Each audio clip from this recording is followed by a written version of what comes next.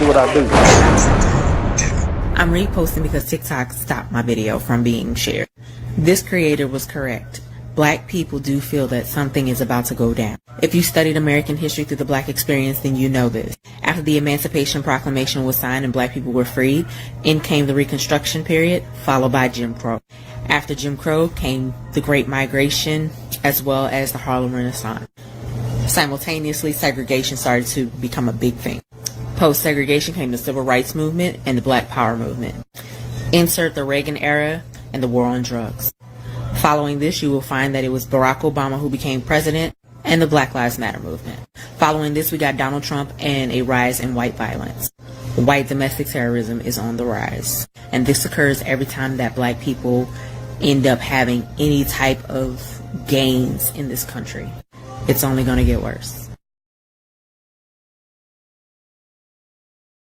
All right.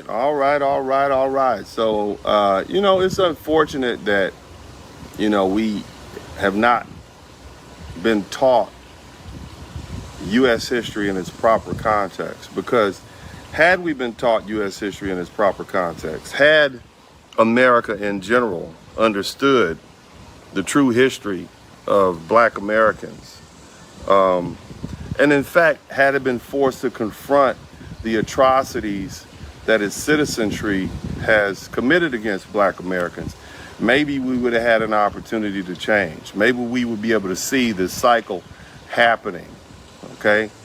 Whether we're talking about, the time period after the Civil War that we spoke about earlier here, whether we're talking about Red Summer,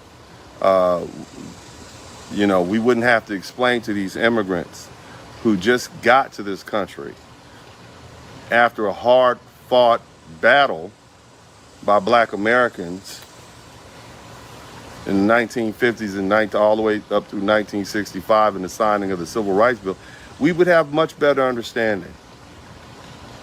But unfortunately, our history, because it's so ugly, is often hidden. And, white folks, to their credit, they like cats. They like to hide their poop. They don't want people to see the horrible things that they've done to not just brown people, but also Native Americans, but specifically Black people. And so until you actually confront your wrongdoing and accept fault for it, there's no incentive for you to change. That's any adult conversation between an adult and a child, or an adult and someone else who needs maturity. But here we are in 2025, and we now see a lot of immigrants who are, and make sure, can you guys hear me? If you can hear me, hit the number 1 button. I'll try to get this camera a little bit closer. Let me know if you can hear me. We're trying to explain to the rest of the population why Black people are standing down. Shout out to all the Black people who are sitting this one out. Shout out to all the Black people who are at home and not out in front of these this freight train called ICE. I mean, we've done enough. And I want to specifically talk to the Black immigrants from the Caribbean and Africa. How dare you say we didn't work hard? We did work hard. How dare you tell us to work harder? There's no one who's outworked, and not only have we worked hard, but we worked hard again, and again, even after the cycle of violence that it seems to be reoccurring. Every time Black people make progressive steps towards success, we get an uptick of white rage, and they literally do things to come destroy what we have. Reconstruction, post-Reconstruction, destruction. 1919, destruction. Okay? At the point where, in 1955, with the Civil Rights era, Black people knew who white people were. That's why our leaders said, well, what we're going to do? We're going to inflame and enrage them so that the rest of the world can see who these people really are, the people that we know. And at that time, there was a television, nearly television stations in nearly all of the free world and some of the third world. So they were able to broadcast some of those those civil rights marches on television, so the whole world could see what America really was and how violent white people and at that time they were 90% of the population. So, the Asian population was negligible. The Latino population, they estimate, was somewhere between 4 to 5%. Mind you, they had been deporting Hispanic, or what we call Hispanic people, back to Mexico. Even American citizens who were Mexicans, they have been doing that in waves. They literally would round them up and send them home, much like they're doing right now. But the thing we have to understand is that black people, unlike them, we didn't have anywhere to go, so we had to bear the brunt of it. But everybody was catching hell. But at this particular juncture in the civil rights era, we had televisions. So our thoughtful leaders, the intelligentsia of black thought, said, what we're going to do is we're going to provoke these racist redneck SOBs to attack these well-dressed folk who are just coming from church, and all that was planned. They didn't attack them on a random Tuesday. They said we're gonna do it on Sunday.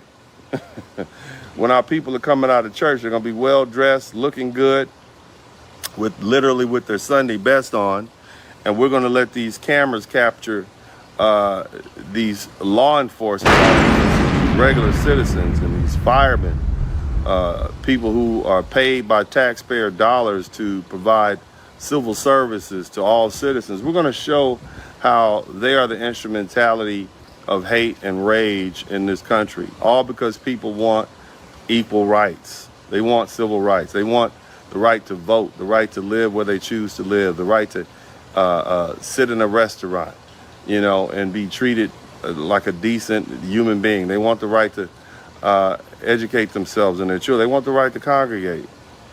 And the world saw it, and they saw this rage.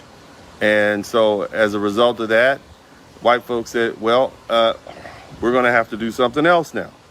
We cannot continue to beat up these black people, because the rest of the world then calls us hypocrites because we're trying to impair their freedom while pushing freedom around the world.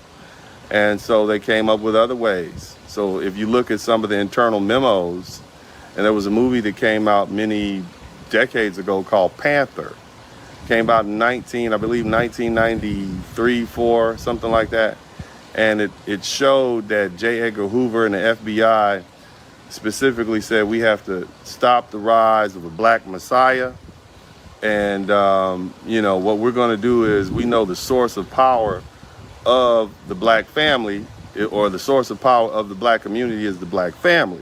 And so we're going to do everything we possibly can to undermine the black family. And that's what they did.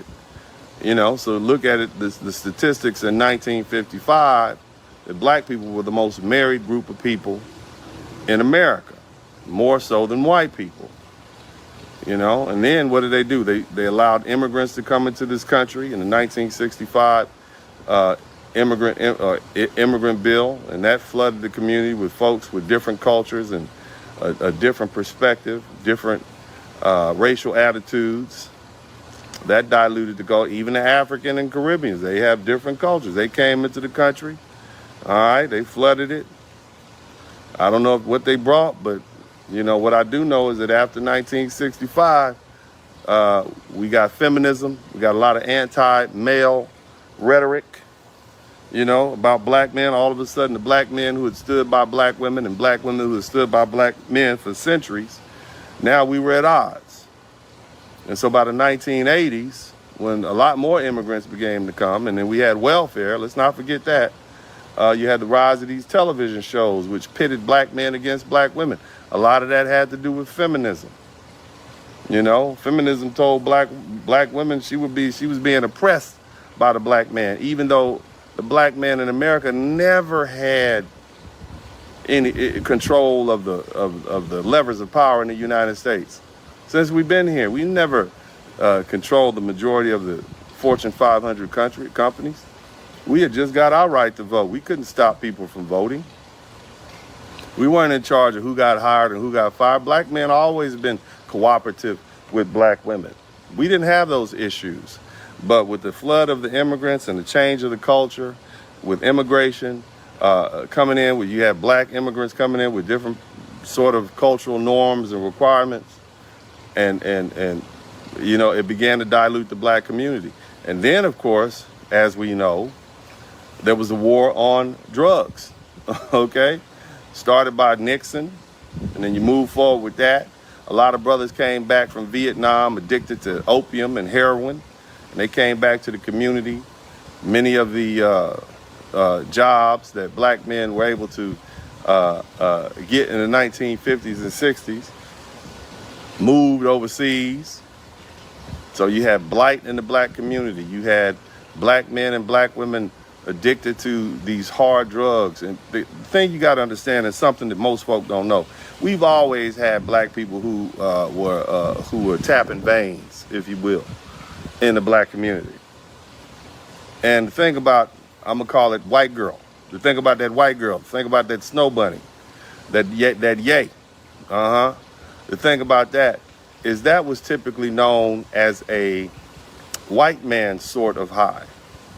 But in the 1980s, and I'm gonna say around 1985, that's when the world went crazy, because somebody somewhere decided that they were gonna make a cheap form of yayo, okay, white girl, and it really just, you know, for $10 you could fly into outer space. And so people who were casual drug users for decades began to get strung out, and see that did something to black people that nothing ever did. What's up? Welcome to the broadcast. This is Uncle D. People wash their ass in the tub, Kamala Harris. You were tuned in to Uncle D. This black man talk. Pull up, homie, take a seat. Don't be a shadow watcher every day. You learn something, then you earn something. And let them know and drop some money in the plate. It's getting cold, ladies, talking ratchet. There's a king here, grab your coat, zip your jacket. Keep quiet for a second, close your jaw. Attorney Spurling, this ain't pearly, know the law. Talking Constitution, pushing pins when he shooting, give him that. Masculinity, just for the record, sprinkle that. You can keep your cat, gotta cut it. Only cat he rubbing, gotta love it. I call it Molly Buddy. Gotta vote your entry, voting earns. Presidential, this is for the money that I earn. When you gon' learn, my people, that evil mixed with evil. No matter what you're doing, baby, this ain't equal. Sometimes when you're special, you get hated. The test is for the best, you're damn right, my people made it. Uncle D, Blizzard King, you been served, gotta know this. Now black men out here know we winning, gotta hold it now. Uncle D, you been served, get your notice now. Black men out here know we winning, gotta hold it now. Uncle D, you been served, get your notice now. Black men out here know we winning, gotta hold it now. Uncle D, you been served, get your notice now. Black men out here know we winning, gotta hold it now. Hey man, I'll do what I do. Somebody need to whip your ass. Get up and whip him, Sweets. Hey, don't be putting the money in my hand all rough. Take your ass out here. You buy you a Floby and cut your own damn hair from now on.